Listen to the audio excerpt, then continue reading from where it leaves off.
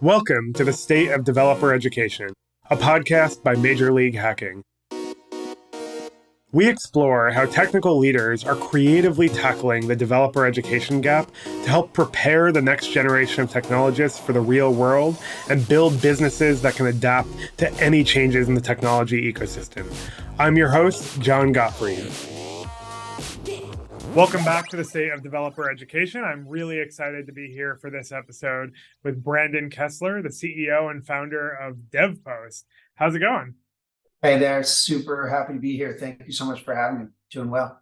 Yeah, I'm really excited too. So for all of my guests, I like to start with origin stories. I love hearing how people got started, how they ended up where they were. And I know that you've had kind of like a weird zigzaggy path to Devpost. So let's start there. Where did you come from and how did you end up here?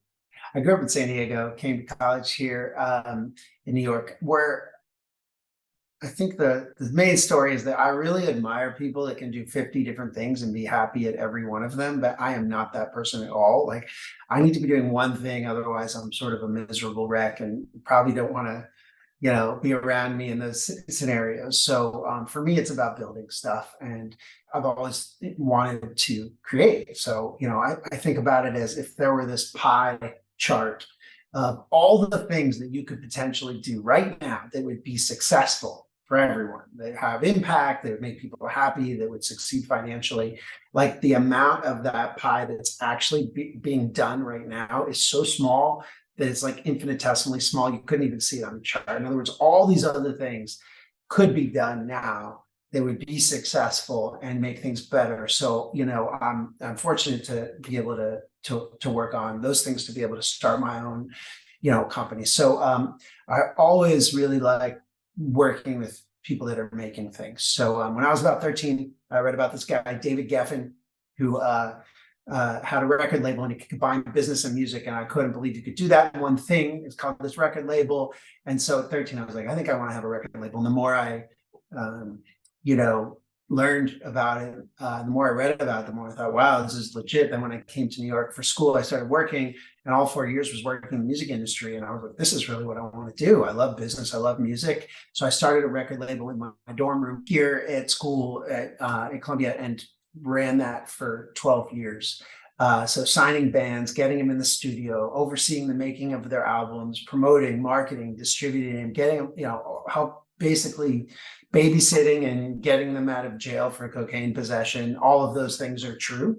And so I loved it. And, we did well. I'm really proud of what we put out there. We made money by leveraging the internet. But after 12 years, I was ready to own the product, to build something from scratch, as opposed to be a conduit to somebody else's products each time. And so, but the tie is to hackathons and Devpost, is that I like supporting creative people. So I decided to go to business school on nights and weekends here while I was incubating this new idea. And that's where I got inspired by these grassroots competitions that were sprouting up on the internet. Some of them were software competitions. The one that inspired me, the ones that did, were technical competitions. And I called these people up and said, how are you managing these incredible prizes and challenges that were solving real problems?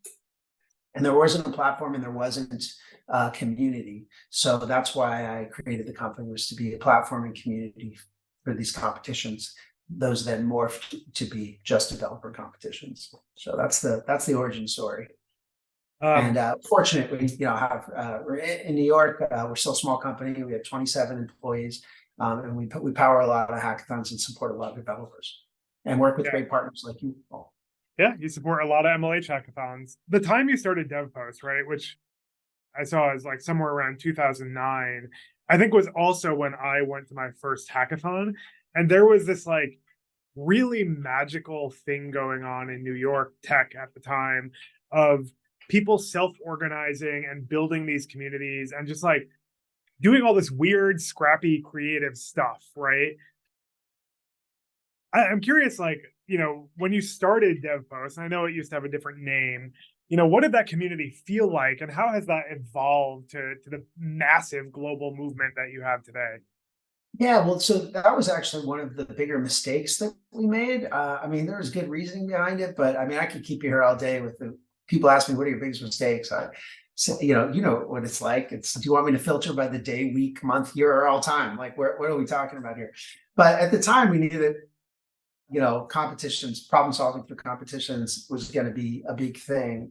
But there was a lot of different kinds of competitions. So to start out, there was like too broad of a community. We were powering photo competitions, we were apps competitions for Michelle Obama as organization, business plan competitions, and other kinds of competitions, including software. That was about 60% of what we did. But what you learn is if you're all things to all people, you're nothing, and you must focus. And I guess the sun just came through, so now I'm went from to a bright, shiny light. That's okay. Most people are listening on audio. So anyway, the big mistake is, is trying to be all things to all people. So to your question about the community, why is it wrong to power software competitions with photo competitions, with recipe competitions, with business plan competitions? Well, your product cannot focus enough to delight any one user, like software developers, because if you want to ask a question to them, you've got to change up all your questions for everybody, and that just doubles, triples, quadruples all of your daily work. And then the second thing, to your point, is the community. Photographers don't want to hear about software app competitions. So we decided to change our name to Devpost to just focus on developers. We were called Challenge Post. And to just focus on inspiring developers to build. So we changed our mission. We said no to all of these other non-software competitions, gave back the software to our partners, et cetera, and went all in. And that's when we were truly able to grow. So when the community, was that? I'm trying to remember. What's that? When was that? I think that was 2017. So you were in business for quite a while before getting to that point. Yeah, 2016. Yeah, it was like maybe 5 or 6 years in. And so we had all kinds of competitions we were powering, and we just kept narrowing and eventually just focused on software. I think it was like 2016, 2017. So the community, to answer your question, we were, not only was that a learning on our part, but yeah, we were also heavily involved. We were also a tech company ourselves, and super exciting time. And, so many cool products built during that time. Did you see similar movements popping up in the other communities you were involved with? Like, were there meetups for photographers working on these competitions? Like, was there a parallel sort of like in-person component to all of this? Yeah, so Meetup, I think, started out, I think their first group was like Dog Lovers of Paris. So the Meetup was actually really instrumental from a community's perspective back then. It was where most communities thrived. And the number 2 at Meetup is on our board right now, and I've learned a lot and heard a lot of stories from him right now. A really, really great guy. So yes, there were communities for developers, there were communities for photographers, there were communities for startups doing business plans, communities for cooks and chefs and recipes, et cetera. But I guess the lesson for us was, you got to focus on one and deliver them great value. Like, even though there's similarities, product focus is important. Yeah. So I want to talk about like the competition and challenge model a little bit more. I've heard many different, strong opinions one way or another on that model of building community, right? Like, some people think competition is great for community. Some people think it's terrible. I'm curious to hear from your perspective, having seen many, many, many hundreds of competitions at this point, like, what actually makes it a positive, engaging environment for the people who are part of it? One of the things, actually going back to the start, is that when I started looking at these cool competitions that it's brought it up, like Netflix did a competition to improve their movie recommendation algorithms. X Prize was doing competitions, their first one, to sort of build something that could get into orbit. And then, there was a Windows on Mac competition that inspired me. It was hey, create a software program that allows Windows to run on the Mac before Apple let you do that. Was the amount of collaboration happening from the beginning. People are sharing ideas. People are contributing money to the prizes and that sort of thing. So is it cutthroat for some people, and are they interested in not trying? Yeah, that's fine. And we found that different people have sort of a different menu item of what they care about. Some people are just want to win, that's it. And other people want to learn, want to improve their craft, want to connect with others and have communities. So you absolutely want to have You want to allow all of them to be there. But I think what makes it fun is ability for people to connect with each other. And I think the learning through building is one of the most important aspects, if not the most important. You don't look at the few percent who win. You look at all the participants and what they get out of it. It's kind of like a marathon, right? Like most people aren't running to win; they're running to finish. 100%. Yep. Hence the term. Right. I don't No, know it's which came first, but yeah. exactly. No, but it's absolutely. You're not going to try to win the New York City Marathon. You just like set a goal, set yourself a challenge, and accomplish it. So there is all of that. It's the deadlines that create urgency. It's the competitive spirit that makes you challenge yourself and win in your own way, whatever that is. It's the fun and collaboration, and it's the learning through building. Those are the things that I think make them successful. And then communities sort of build around that. I don't know that it's not primarily about, it's not community first. Actually, I'm curious what you think about this, but when I study communities, the best communities are around something else that provides you value, right? So you're reading an article, Hacker News or Reddit or whatever, and then there's the community around that. The hackathon itself must be valuable, and then the community is a key part of that. What do you think about that, actually? Communities are about repeat interactions and building familiarity and like comfort with a bunch of people. And hackathons can help kick that off. But since they're an event, it might be taking place for a month, it might be taking place for a weekend. It can't be the only component of building communities. And so, like, even on campus, like when we see people, who are very strongly tied to their hacker community or hackathon, it's not because they went to one event, right? It's because they go every weekend or they go to an event with their club that they see every week on campus. There's these repeat impressions that form those stronger bonds, right? I think the hackathon itself is just one part of it. So,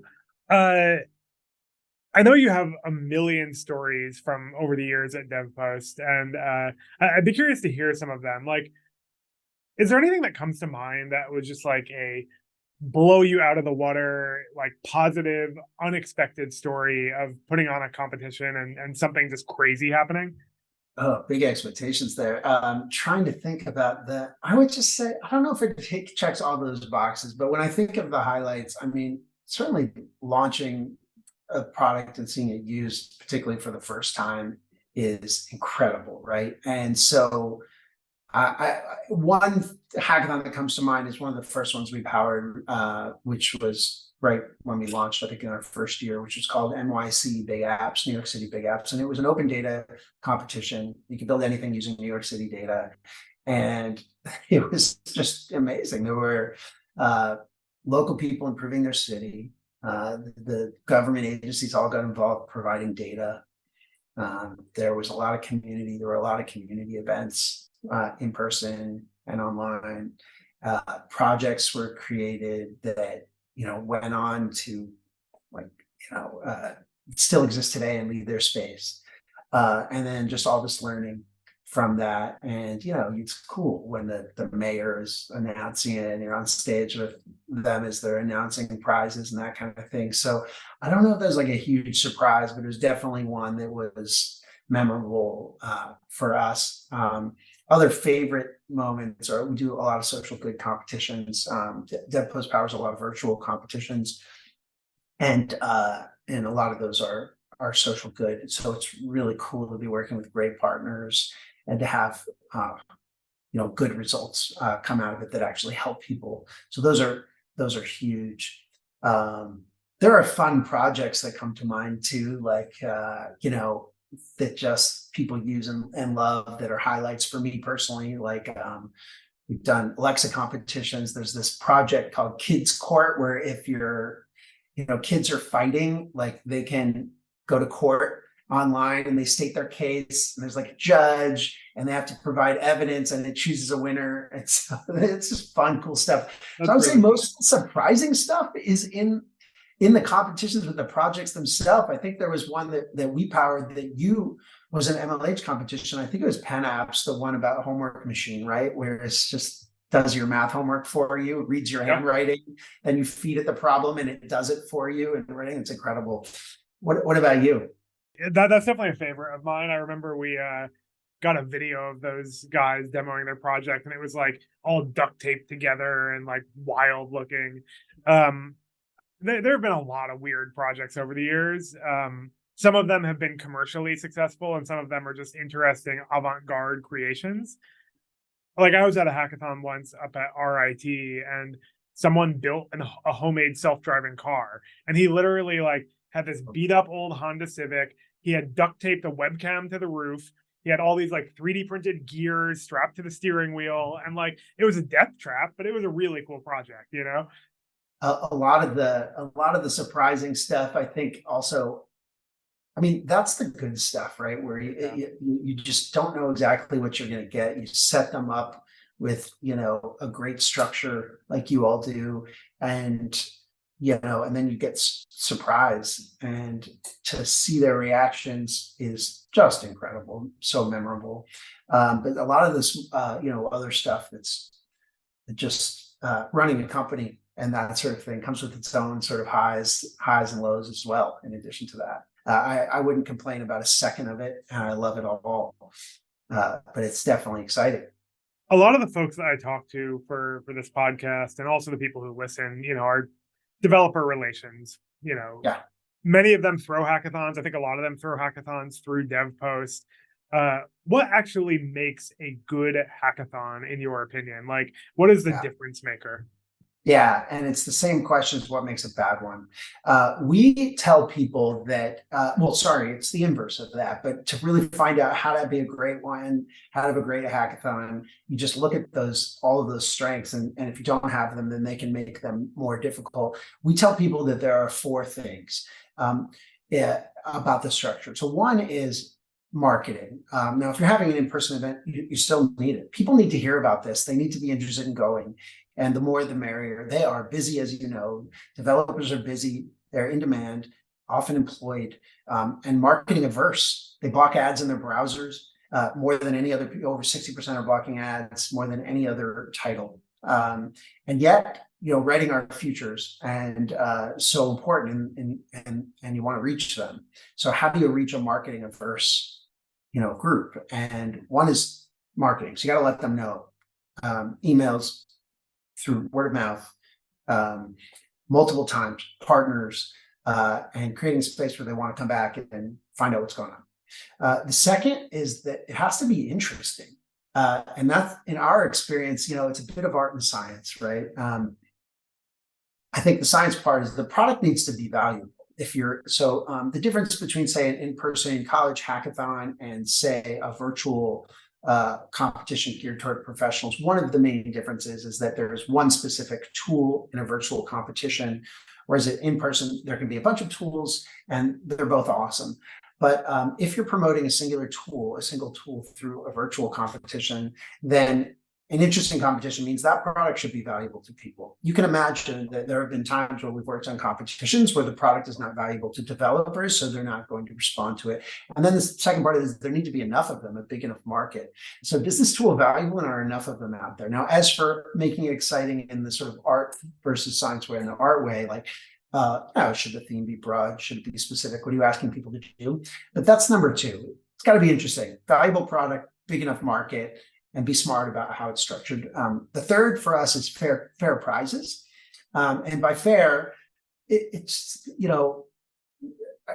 most people are not doing it for, the only chance of winning money, as we discussed. Like, that's not generally what it is. But they also want to be taken advantage of. So you're going to spend all this time learning something new. Like, there should be a fair reward for if you do win. And then the last is tech support, which is, you can imagine if there is no documentation, or if the product isn't working and there's no one there to help, then it's not going to be successful. So I think those four things of marketing, having it be an interesting competition, fair prizes, and tech support are really important. And then the inverse is true. If they aren't there, it can harm them. As kind of like a follow on to that, how have you seen companies continue to engage developers after the hackathon, right? Whether it's working on the project for a longer period of time, or even just being part of their community? Like, what are some Yeah. effective strategies there? I think the being part of the community is huge. It's like, obviously running one hackathon does not a community make. So, like any other product, ensuring that you have their emails, that you're in touch with them, that you're providing them value. Running additional hackathons. Some of our most successful ones are series, so that people know about them. It's not just a one-off. Oh, by the way, did you hear we're having this? But it's actually scheduled. People, it can grow each time when done well and not spaced too close together. I think that and then in terms of the projects themselves, a few things. One is an understanding that, look, if a venture capitalist invests, what is it? 80% of them are either going to fail or break even, and they're spending millions of dollars in scouting. The expectation that by putting out some amount of $1,000 in prizes, that that these projects are going to instantly change the world, otherwise the hackathon is a failure, is not a good way to look at it. You're going to get good projects. You're going to get ones that aren't as good, but even the ones that aren't as good could be some of the most amazing developers who just didn't have time, weren't proud of what they built in that short period of time, don't want to submit it, but they know your tools, they're bringing it into their work, and you've converted that person as well. So looking at the totality of everybody that messed around with your tools, not just the winners, is a crucial, really important way of looking at hackathons. And we're always telling customers that. What about you? I completely agree that you have to look at these things holistically. I think, and I honestly love your analogy of the VC. I've never heard that one compared to hackathons before, but you're right. Like, it's not, the odds are against you for those projects becoming startups. That doesn't mean that the people won't found startups and use those products in the future, but the fact that those specific projects are a good business idea is incredibly unlikely. I have occasionally seen breakout successes, but more often than not, the value is that familiarity, and that someone has this thing in their tool belt now, so that when the need arises, they already know how to use your platform. Yeah, and it speaks to the value, and the values are somewhat different. It speaks to the value of college hackathons, and also speaks to a different kind of value for virtual professional ones. On the college side, the community aspect is stronger. Look, these people are living together, they know each other, they're there in person. It's very exciting. And it's not that virtual hackathons can't be exciting, but it's not community first always, whereas with the on-campus ones, that's what's happening. And then another benefit of having them earlier is that, well, you're teaching these young engineers about new tools that they can then go on. And then on the professional side, the community is not going to be first always. That doesn't mean that you can't have community with virtual hackathons. You can't have Discord channels, that you can't make them repeat. But life's a little different, when you're working and you've got jobs to go to, or maybe families and that kind of thing. So there are differences, and both of them are great. And I think community changes slightly with one versus the other. I completely agree, though. I have been really surprised at how active a lot of Discord professional developer communities are these days. Like, I was a skeptic about that stuff, but I've popped into them every once in a while, and like, there's tons of people in there, talking about this stuff. Obviously, the hot topic of the moment is AI. I'm curious if, like, you've seen that impacting your competitions in any particular way. And I can imagine how it would impact it, but I'm curious what you're actually seeing out there. So we've been powering AI competitions for almost a decade. And so that's TensorFlow and PyTorch and, Azure AI and AWS SageMaker and other just data science focused competitions, sometimes programming, and but nothing. I have not seen anything in my 13 years like I'm seeing with AI right now. So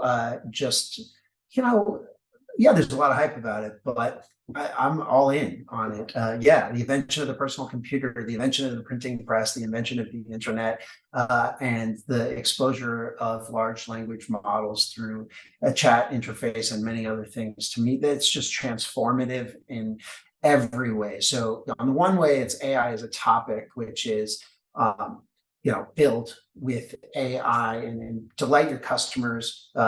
it's also just save money, earn money, and don't miss the future. Like this is what happens in these once in a generation moment, is that you can miss the future. We've all seen that with all of these new technologies, mobile being another one. And so that's just what I'm seeing now is huge. So, and if I may, we also have a product called Devpost for Teams to do private hackathons with your customers, like bigger customers, where they don't want everything they're working to be public, or internally with your employees. And so also seeing this at the business level, which is pretty much every customer of Devpost for Teams, which is companies doing internal hackathons, is focusing on AI. And it's how do we save money? How do we earn money? How do we not miss the future? How do we delight our customers, given this incredible transformation? And you can have an AI strategy. We just had a meeting earlier with a large company. They're developing their AI strategy, but the strategy must include building, tinkering, getting in a room, getting non-developers, creating prompts, and getting developers doing more. It's like you can look at the API and be up and running in 20 minutes for most of these LLMs, but it's the prompt and it's how that you solve business processes. So the topic of AI, both outside of the organization and inside the organization, to me is transformed in a way I haven't seen before. I'm curious about you. Yeah. I completely agree. The other thing I've seen a lot of, and I'm curious if you're seeing this too, is developers using AI to expedite their actual coding. You know, Yes. like generating the scaffold apps, or generating ideas, or generating copy, or like literally just using it as a utility, like Copilot, all these different things. Absolutely. And yeah, that's the second thing that, the first being AI as a topic, and the second being AI as a tool for Yeah. hackathons. And we just did a hackathon here at this company with all of our engineers and product people on ways that we're going to be integrating AI into our product. We already have some around prompts, but we have more coming on both the private and public product. But yes, making projects faster, describing your project faster, image generation when submitting your project on Devpost, and then of course creating hackathons, generating problem statements if you want to have those for your hackathon. Of course, idea generation. So our community says that the time that it takes to come up with an idea for a large percentage of our community is actually longer than it takes them to build it. And so I was actually shocked to see that. And that's not all of them, but for a good chunk, a large chunk of the community tells us that. So just helping you come up with ideas. And so that's a part of our focus on the product side here, which is, okay, great. Well, we got to solve that problem. We need to reduce the time it takes to come up with an idea, to look at your skills, look at your interests, look at the competition, and leverage LLMs through our product to help people do that. I've been thinking about some similar stuff, like even just like messing around with Chat GPT. It is incredibly good if you just tell it like, hey, like I'm at, this hackathon and I want to build a project that uses these APIs and I know this language. It can like spit out 10 ideas in a second. It's great. And you can have a look at the judging criteria too. There are tools that do this now. They're a little crude, but what I think is inevitably coming is build an interface just verbally.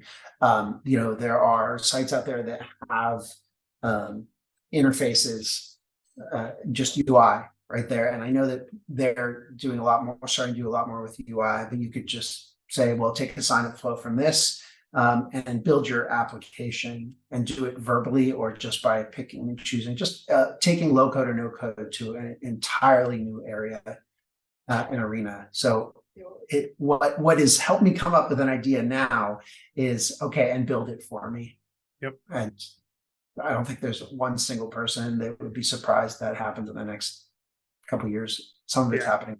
So zooming out a little bit, I know you've been working on Devpost for quite a long time now, right? Like you have defied all of the statistics around like, there's all that step function of like when companies, fail, right, over time, and you guys are around and thriving. I'm curious, like, how you've approached the business with that longevity in mind, because I think it's unusual to have something that is, independent and successful for so long. Thanks. Well, and you too.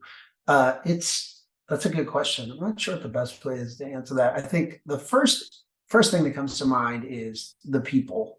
So our average stay here is like 6, 7 years of the employees that are here now, and so I would just say hiring really good people.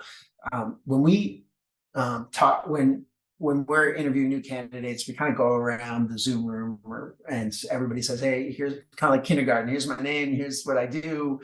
Here's my favorite thing about Devpost. And here's a fun fact or something, just for people to get a sense of the others. And it's just funny to watch people joke and stuff. And the two things that come up always are that their two favorite things are the impact, which is actually seeing what we do, seeing those projects, helping people. Hey, I go to a hackathon, like, and they're like, you work at DevPost, you must have 2,000 employees. And I'm always laughing, like I'm just coming from the post office, like carrying like 500 heavy packages on my back that I'm schlepping or whatever, but okay. And yeah, I mean, we have 20, 27, but it's cool to see that impact. And that's one. And then the second is just the people, hiring really good people who are, kind humans and hardworking and productive. So I think like, number one, like we wouldn't be around if we didn't have the impact and we didn't have the people. So we wait in pain and agony sometimes before hiring somebody, which hurts and is hard, but it's worth it. So that's just one, the people.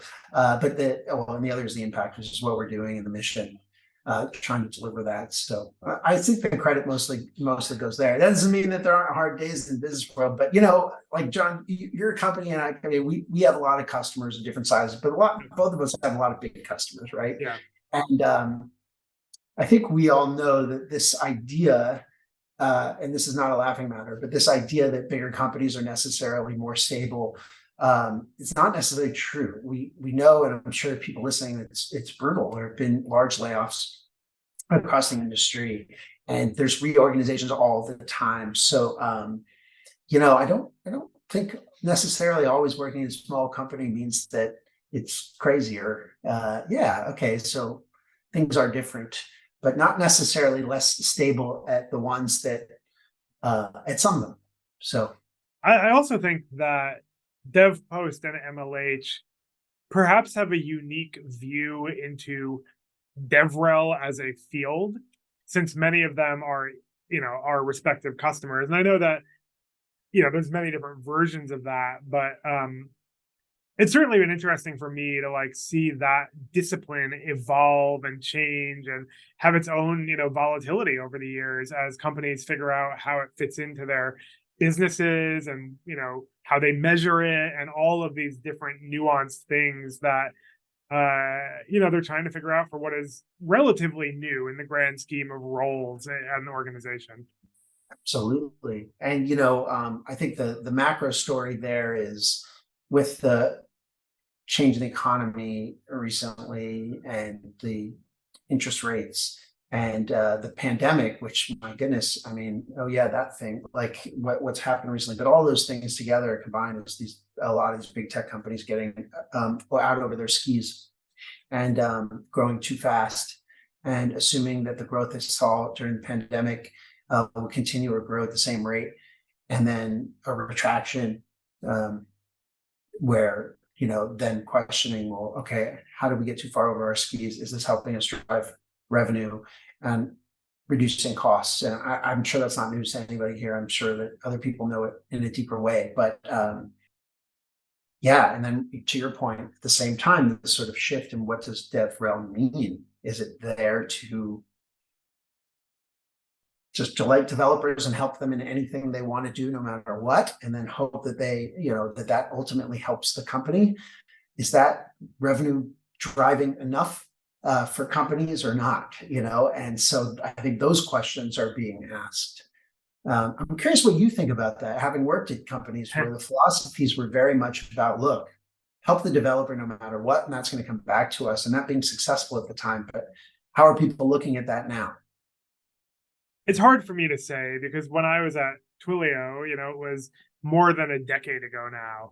And so I'm not even sure if I were to sit on their DevRel team now that it would look very much like those early days. I think the values are probably similar, but like the strategy, I'm must be different, right? I think that a lot of developer relations folks are having like an existential like crisis a little bit right now, and some of it is about how to prove their worth, prove their value, measure it in the context of a company that's now very revenue focused. um my hot take on it is that I think a lot of the cuts to DevRel teams are short-sighted. I do think that like when you're talking about developers, it takes time, like it's not a normal marketing audience. Like you said at the beginning, developers are very marketing averse. You need a deeper, more authentic kind of like relationship with them to actually get them to use your product in a big way. And I think that cutting DevRel can put that in jeopardy, even if it drives short-term revenue. It could be really damaging in the long term. And you see Right. examples of this, right? Like you see, like even Microsoft, like let's talk about them. For many, many years, they had a very negative reputation with developers. They've turned that around drastically, but like those reputations develop and they stick for a really long time and they're difficult to change. Yeah, and those are great points. And by the way, we both love and admire Twilio. I mean, one of the Yeah. great companies, and still are to this day. I don't. Yeah, I'm not saying it's better or worse. Of It's just course not. different, right? Yeah. Of course not. No, no. I think your point is valid. It's just reinforcing the point that they're, we've all learned so much from them. But I would say that I still don't believe, and I'm long Yeah. on dev relations, because even if you're just looking at it from a revenue standpoint, there are very, very, very few products where they're just self-serve. You go make them yourself. You just log on. That's it. No, I mean, you're interacting with engineers. You're interacting with data scientists. It can take 3 or 4 months sometimes to onboard SaaS products. Truly, I mean, look, we just switched to HubSpot, whom we really like internally, and we're on a 3-month migration plan with them just alone. So, what's my point? My point is that we do, in order to get buy-in within a company, in order to get them loving and using your product, in order to get expansion within that organization, you've got to be working with them in a technical fashion. So, I see this as very much a revenue driven thing. I think what we're seeing right now is that those who work on priorities for the company, AI, et cetera, right now that they're investing in are probably having an easier time than those that aren't, among other things. To veer off into a different direction, we talked a little bit about how long DevPost has been around supporting these competitions. You and I have both seen so many different competitors pop up throughout the years, most of which are no longer around. I'm curious, like, what you think has differentiated DevPost to your community. Like why has DevPost been so sticky and people keep coming back when Right. many other attempts at a similar kind of product have not succeeded? Not to avoid the question, but like honestly, spreadsheets and wikis and running hackathons oneself on one's blog are the bigger competitors. I still will answer the question, but that's what we're generally seeing, whether it's internally within a company or whether it's public. It's like, well, let's do this ourselves. Totally legit, totally valid. But there's 3 aspects of our offering: the community. So if you run it yourself, you're essentially going to be reaching the people who already know about you. I mean, that can change. You can take ads, but honestly, we don't find that ads work. Or you get a ton of registrants and very few submitters, and they generally don't work in our experience. It's okay to have a little bit around the edges. So one is the platform, one is the community. The second is the platform, which is, and we have 2 platforms, the private and the public one. We've been working on them for a long time. So it makes it easier, one platform for your needs, and saves people time, helps double the participation versus using it on your own, team building so that people can find each other based on their skills and interests and other things like that. Communications, the legalities, making sure that everybody knows what's going on, all that stuff. And then, so the first is the community, the second is the platform, and the third is our services team, who have a ton of experience helping manage these. Most people in product marketing or developer relations who hire us don't have the time to be full-time competition managers, so we can help. So I think those are the main things, and I think each of them are unique. The more hackathons you do, the bigger your community, the more customers you get. So there's a circle there. And then the experience, like we take this stuff really seriously. Like I would say, oh, here's a big difference between in-person and online competitions that we face. Not to disparage in-person competitions, but the rules are a little more flexible when you're in college. But when we do these virtual global competitions with different rules and different territories, like you can't like change deadlines that at least not in certain ways. There's all kinds of things that you just can't do. And we take it seriously. So we make sure that everybody's happy and we follow the law. Multinational competitions have a lot of legal and regulatory hurdles. Like it's less of a thing if it's in the US, but like, Sure. yeah. Yeah, and paying prizes out overseas and withholding taxes based on different government treaties. Like we do that every week. And, some of this, a lot of that's built into our platform. A little bit of it's manual, but most of it's handled internally. And so, yeah, all that kind of stuff. I think that's why we stick with other competitors, and also just why it makes sense to use us versus spreadsheets and wikis. And I would just say, like, one of the reasons that we tell people, obviously, about MLH is all of it, the organizing and the expertise, because just you can easily run a bad hackathon, and it's not easy to run good ones. Why do you think the developers themselves have stuck around for so long? Why have they stuck around so long? I mean, well, our community, they go through, waves of activity. Like, when they're starting, they're in college, they're going to be doing a lot more, and then graduate to, 1 or 2 competitions per year, et cetera, because they're working, because they have other obligations, because they ultimately have family. But I mean, honestly, like it comes down to how good the hackathons are. These days, it's AI.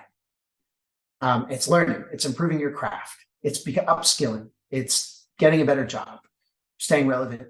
And that happens when we have good competitions. Do you see these competitions, especially for professionals, as at least in part a learning and development opportunity? Because I feel like companies invest so much money in these like MOOCs and online quizzes and like videos you have to watch. But like for engineers, you're right, they have to practice their craft. Do hackathons solve that need? I mean, well, I don't know if they solve the need in total, as in nothing. I'm not saying do they contribute? 100%, like 100%. It's learning through building. That's probably the number one. That's probably the number one thing that they do, is actually having a set time to learn from building. We all talk about wanting to take that course or whatever, but now you've got a deadline, you've got a date, and it happens. And that's also why our companies appreciate it too, for the private hackathons internally or with their customers. It's just like a set date. This is when we're doing it. We're going to allow creativity to not just be a small part of the organization, but an entire part of the organization. Same with public hackathons. Yeah, I think so. Is it not? Would you not put it at number one on the college side of things? Oh no, I absolutely think it's number one. But I think that like for professionals, we were talking so much about how they're strapped for time and their priorities and all these different things. Like it is that dedicated time and space to hone your craft when you might not otherwise have that, especially if your company is running it internally. Like we did a Devpost for Teams hackathon at MLH, and it was not just technical people, like everyone in the company participated, and people came up with awesome ideas. Some of the ideas were apps or pieces of software. Some of them were like, oh, like we're going to write like all this new documentation for how to like run this process better internally. Exactly. Like it was really, I think it was surprising, and people came up with really creative stuff. That's what we're seeing in AI in general, is they see non-technical people. It's just a major change, like non-technical people participating as much as technical people. And it's not just teaming them up, although that's huge, technical, but also just even on their own. Awesome. So we're coming towards the end here. I'm curious, like, reflecting back on these 2 different companies that you've run. One was a record label, and one is online challenges for software developers. Super different.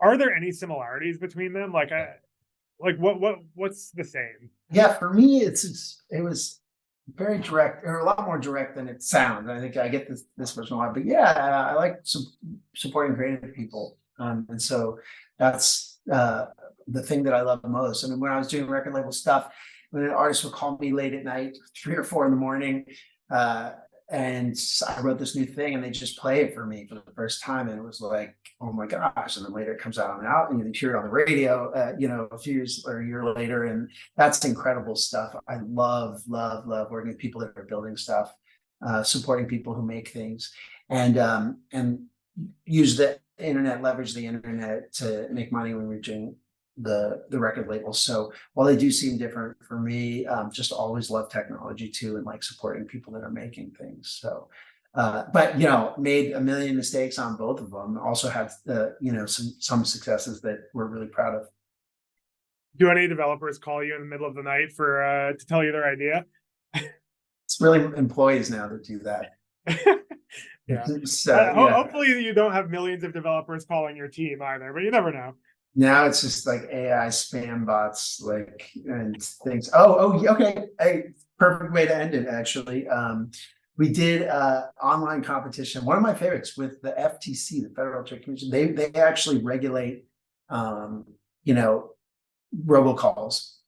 and it was called. It was about stopping illegal robocalls, and this was early on. And the winner was a guy named Aaron Foss. He lives in New York, and he created this thing called No More Robo. And it's like the number one thing that people have installed on their phone to stop illegal robocalls.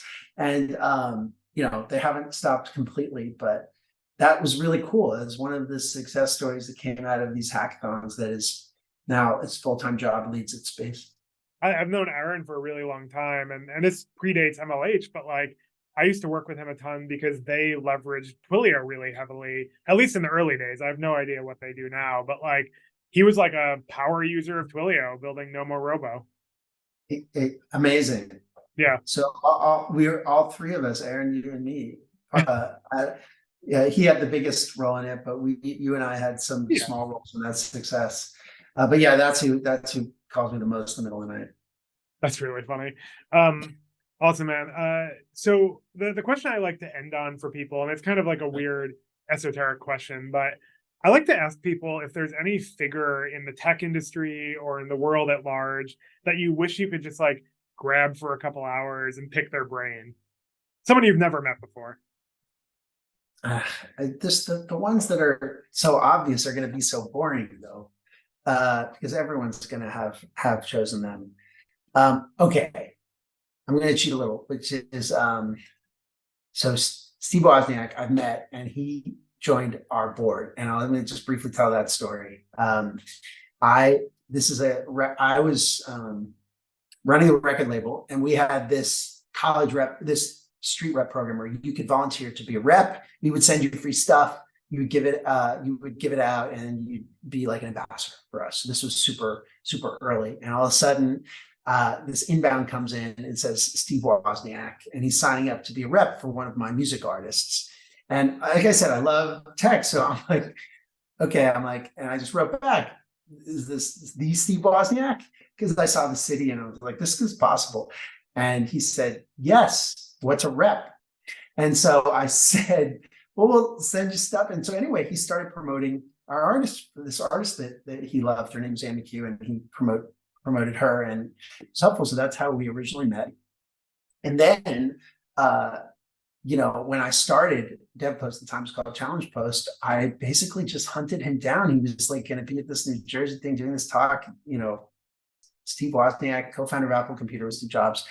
And we talked for a while, and then talked to him, and I said, would you like to get involved? And he said, yes. I said, would you like to be my board? And he said, yes. So he was, I think, the second person to join our board. It was only like a year, but it was amazing.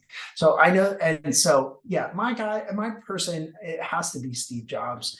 I've just been obsessed with that guy. And, look, so fortunate to have met Steve Wozniak, and for him to give us some of his time. And he's an incredible guy and really smart. And a lot of his feedback was around just culture, just making sure that you come back to your core values, because you're going to run into things that you're not going to know the answer to, and you should be able to come back to your mission, your core value, to answer them. So he was really instrumental in pushing that. That was Steve Wozniak. I never met Steve Jobs, and I'm a fanboy, always have, totally obsessed with his ability, his design sensibility, the fact that he could bring Apple back. I watch old YouTube clips of when he was brought back to Apple, and they had 2 or 3 months of cash left. And he gets on there at like Macworld or whatever, and he's saying, this is what our strategy is going to be. And it's going to be these 4 quadrants. And there's going to be a personal, professional, there's going to be laptop and desktop. And they went from like 3,000 SKUs to 4. And the fact that he could turn this company around and you could just see it in action, I mean, to me is so inspirational. So yeah, it's Steve Jobs. Proudly. That's a great note to end on. Awesome, man. Well, thank you so much for everything you shared. I really enjoyed the conversation. I know a lot of the folks who are listening, both DevRel and students, are very familiar with Devpost. So hopefully they enjoyed hearing from you. And we'll include some links to your online presence and all of that. But if anyone enjoyed listening, definitely subscribe for more. Yeah, and anyone can be in touch with me anytime, Brandon at Devpost. And thank you so much. It's actually an honor, and really appreciate you having me as a guest. Thank you. The State of Developer Education is brought to you by Major League Hacking. To find out more about Major League Hacking and how we're educating the next generation of developers and helping the world's leading companies reach them, visit sponsor.mlh.io. And make sure to search for Developer Education in Apple Podcasts, Spotify, Google Podcasts, or anywhere else you listen, and click like and subscribe so that you don't miss any future episodes. And if you like it, please don't forget to leave a review, and we'll give you a shout out on a future podcast. On behalf of the team here at Major League Hacking, thanks for listening and helping us empower the next generation of technologists. Happy hacking!